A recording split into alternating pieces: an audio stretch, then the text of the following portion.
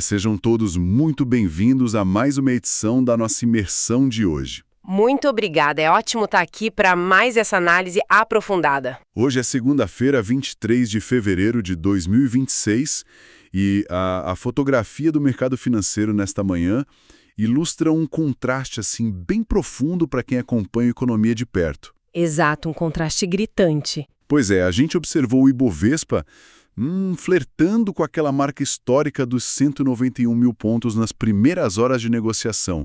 Isso sugere um otimismo latente, sabe?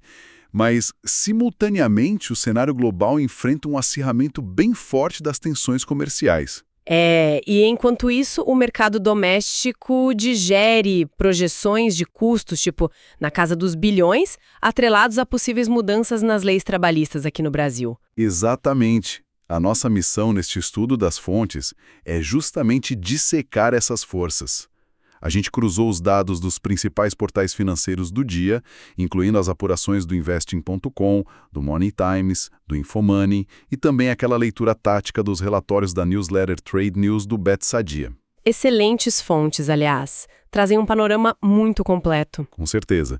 O objetivo da nossa discussão de hoje é decodificar esse ruído todo, isolar o que de fato está alterando a alocação de capital e, claro, as estratégias corporativas neste momento. E essa leitura do cenário exige muito além da manchete, né?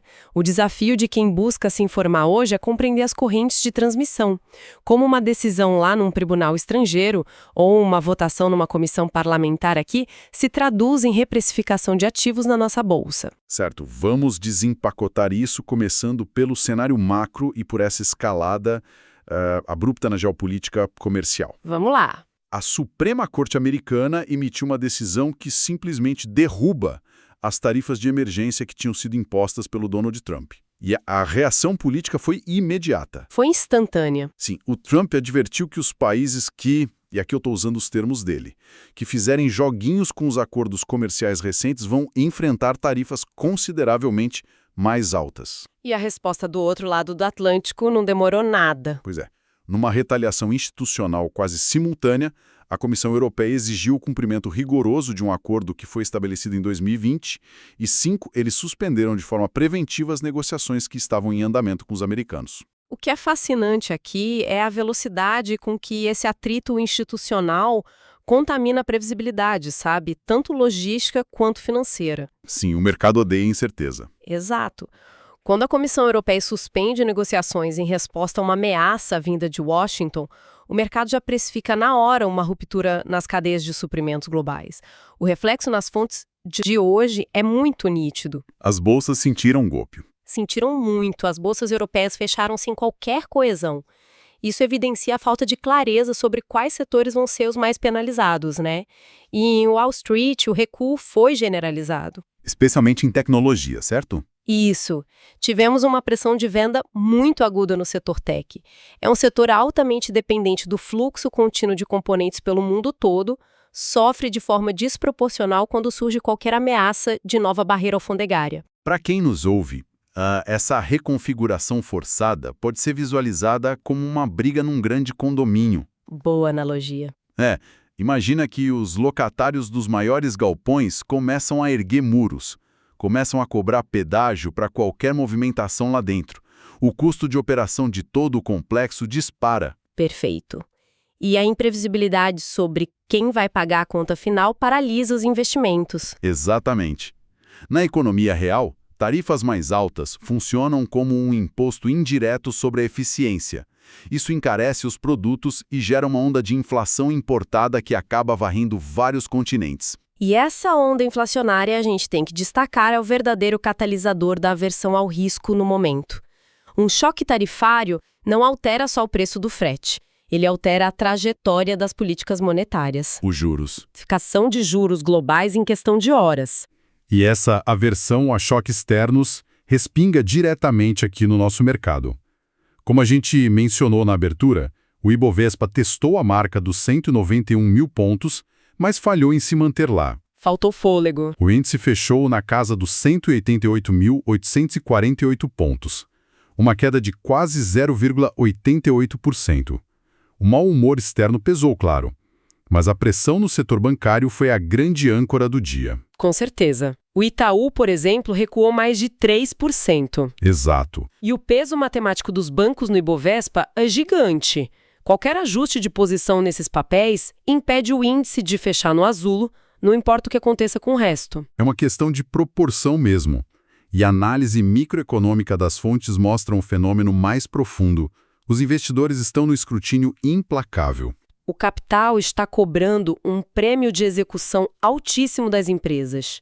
Ninguém passa batido. O caso da Telefônica Brasil, a Vivo, ilustra muito bem esse nível de exigência. É um ótimo exemplo. O balanço do quarto trimestre de 2025 deles foi forte. Superou as estimativas em várias linhas. E mesmo assim, o Itaú BBA manteve a recomendação neutra. Pois é. Classificaram os números como sólidos, mas mantiveram o neutro. O fato de um resultado robusto não acionar uma recomendação de compra indica uma mudança forte na cabeça do mercado. Se conectarmos isso ao panorama geral, fica evidente que a tolerância para teses baseadas só em promessa de expansão acabou. O dinheiro está mais exigente. Muito mais. Os gestores estão migrando daquele crescimento a qualquer custo para teses de resiliência absoluta.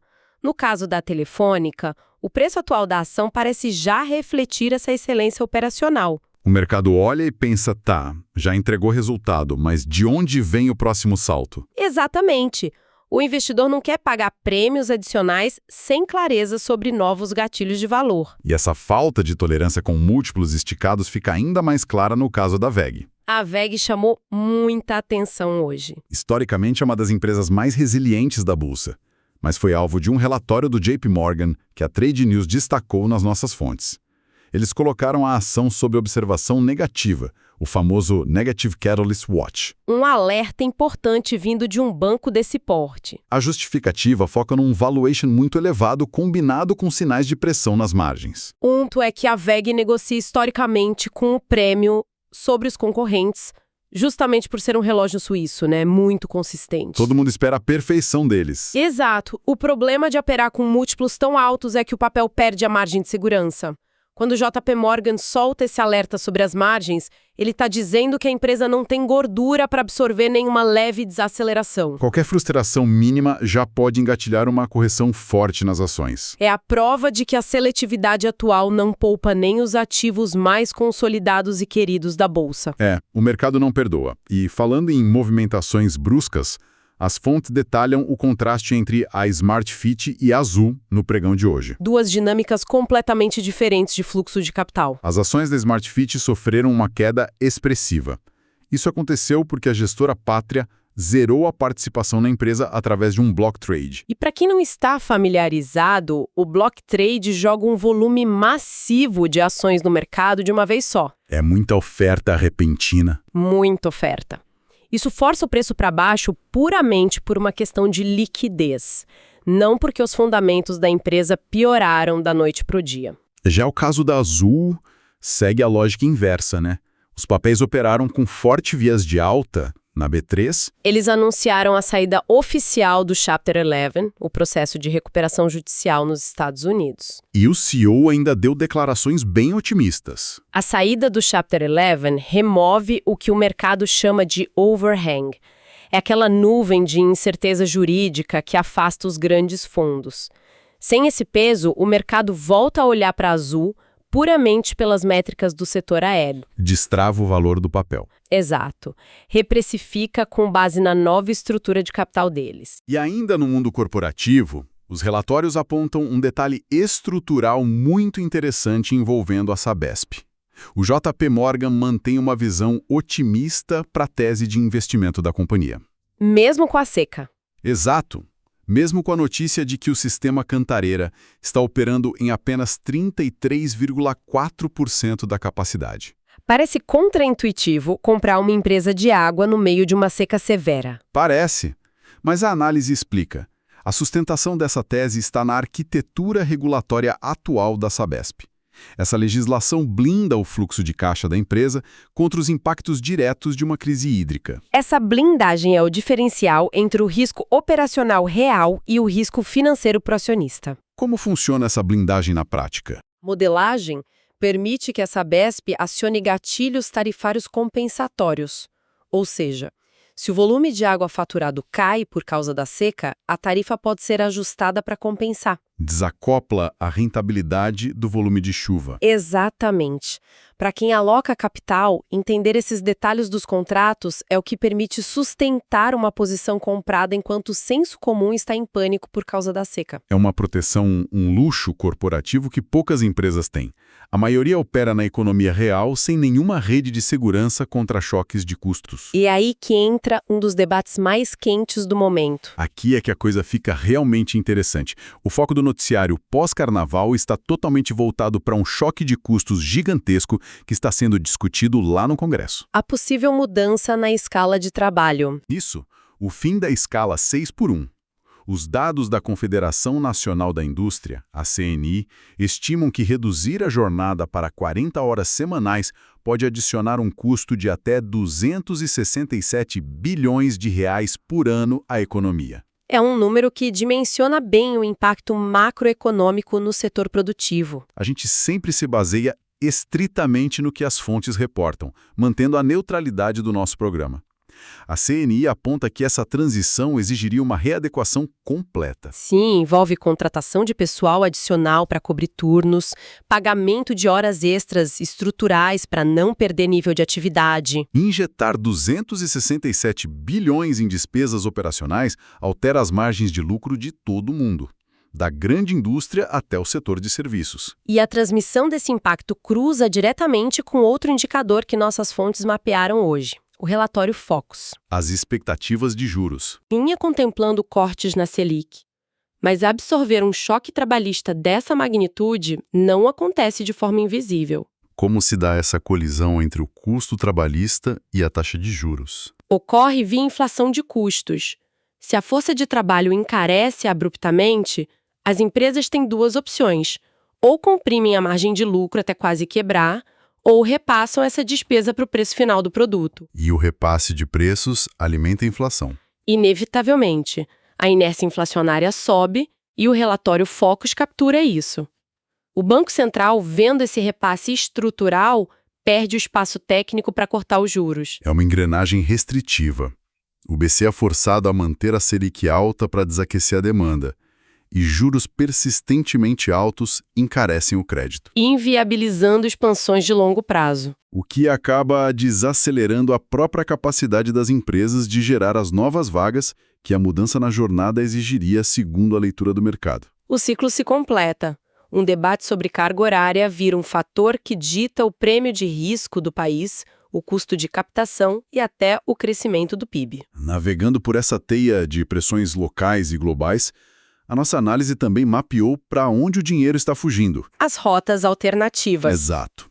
As fontes registraram movimentações agressivas no que vinha sendo chamado de inverno cripto. A MicroStrategy, que já é conhecida por usar cripto na tesouraria, comprou mais 39,8 milhões de dólares em Bitcoin. E o fundador, o Michael Saylor, declarou que a volatilidade está cedendo e que a primavera está chegando para os criptoativos. Uma declaração de peso. Muito. A acumulação institucional em momentos de baixa é um indicativo claro de estratégia de longo prazo. A tese da MicroStrategy não é ganho especulativo de curtíssimo prazo. Eles enxergam a Bitcoin como reserva de valor. Isso, uma reserva não correlacionada com essas políticas tradicionais e choques de inflação que a gente acabou de discutir. É o capital corporativo apostando na consolidação do ativo. Mas o mercado secundário de cripto continua selvagem, né? A injeção de capital nem sempre se traduz em alta linear. Longe disso. Tivemos o caso do projeto Hyperliquid, associado ao token Hype. As fontes reportaram que eles conseguiram um investimento robusto de 11,5 milhões de dólares para desenvolver a iniciativa Based. Um dinheiro focado em utilidade tecnológica. Exato. Mas apesar desse aporte gigante e da validação, o token Hype caiu 10% nas negociações do dia. Como se explica isso? Clássico movimento de comprar o boato e vender o fato. Acontece muito. Demais. O capital de risco que aporta os 11 milhões está olhando para a tecnologia numa janela de anos. Já os operadores de liquidez do mercado secundário antecipam a notícia e usam o anúncio oficial para realizar lucro. Eles aproveitam a euforia do varejo para pular fora. Exatamente.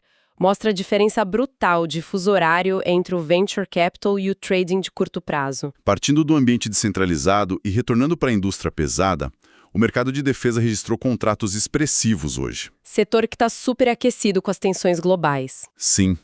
A ST Space Mobile subiu forte após confirmar um contrato de defesa de 30 milhões de dólares. Mas o grande destaque, pelo menos para a nossa tese industrial, vem da Embraer. Um movimento estratégico enorme. A Embraer anunciou uma parceria com a Northrop Grumman, que é uma gigante militar americana. Eles vão aprimorar o cargueiro KC-390 para atender às exigências da Força Aérea dos Estados Unidos. E penetrar no mercado de defesa americano exige muito mais do que ter um avião excelente. Exige influência política, certo. Integração logística e viabilidade perante o Departamento de Defesa deles. O KC-390 já é reconhecido pela qualidade. Mas a parceria com a Northrop Grumman muda o patamar. Quebra as barreiras protecionistas deles. Exatamente. Insere a Embraer direto nos canais de fornecimento do maior orçamento militar do planeta. Altera significativamente as projeções de receita de longo prazo da empresa. Sensacional. Bom, depois de cruzar dados sobre guerras tarifárias, impactos de bilhões no Congresso e a indústria militar, a nossa apuração reserva um espaço para a resiliência do consumo de entretenimento. Uma notícia mais leve, mas com muito fundamento econômico. A banda de rock Rush oficializou uma turnê com 5 shows no Brasil para 2027. E a venda de ingressos já começa nesta semana.